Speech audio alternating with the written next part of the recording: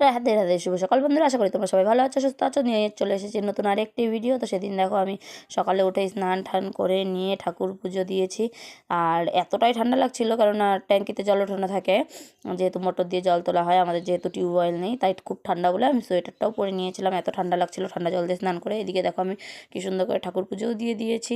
ভালো লাগছে না ঠাকুরের আসনটা দেখতে, আর কি ঠাকুরগুলোকে দেখতে এত ভালো লাগছিলো যে চোখ মন প্রাণ জুড়িয়ে যাচ্ছিলো। আর এদিকে দেখো আমার মোবাইল কভার ছেঁড়া, কিন্তু মোবাইল কভারের পেছনে এমন একটা অমূল্য সম্পদ আছে যেটা কিনা দেখলেই চোখটা জুড়িয়ে যায়। আর মোবাইলটা লাগানোর পর তো খুবই ভালো লাগে। আর এদিকে দেখো আমার বাবু আর আমার একটা বাচ্চা মেয়ের কাণ্ড আর কি। তো সেদিন আমাদের ইন্দিরা কলোনিতে হচ্ছিলো প্রোগ্রাম কালী পুজোর পরে। আর আমার বাবু দেখো মেয়েটার সাথে কি করছে। প্রথমে ভেবেছিলাম ওটা বোধহয় ছেলে বাচ্চা, পরে ভালো করে দেখি না, ও মেয়ে বাচ্চা। কোট প্যান্ট পরা। আর আমার বাবু দেখো এমনি ইসে করে ওকে কী যেন দেখাচ্ছিলো, আবার নাচছিল, আবার ওটা ফোলাতে চাইছিল, আবার মেয়েটা দেখো নিজেই বের করে ওকে ফোলাতে দিচ্ছিলো।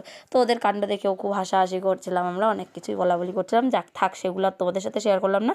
তো আমাদের ভিডিওটা কেমন লাগলো অবশ্যই কিন্তু তোমরা কমেন্টে জানাবে, আর ভালো লাগলে অবশ্যই লাইক শেয়ার করবে। আর যে যেখান থেকেই তোমরা মানে আমার যে প্রোফাইলেই তোমরা ভিডিওটা দেখো না কেন, যদি ইনস্টাগ্রাম বা ফেসবুক থেকে দেখো তাহলে ফলো করে দিও, আর যদি ইউটিউব থেকে দেখো তাহলে সাবস্ক্রাইব করে পাশে থেকো। তো চলো বন্ধুরা, আজকেরটা এই পর্যন্ত। টাটা, রাধে রাধে।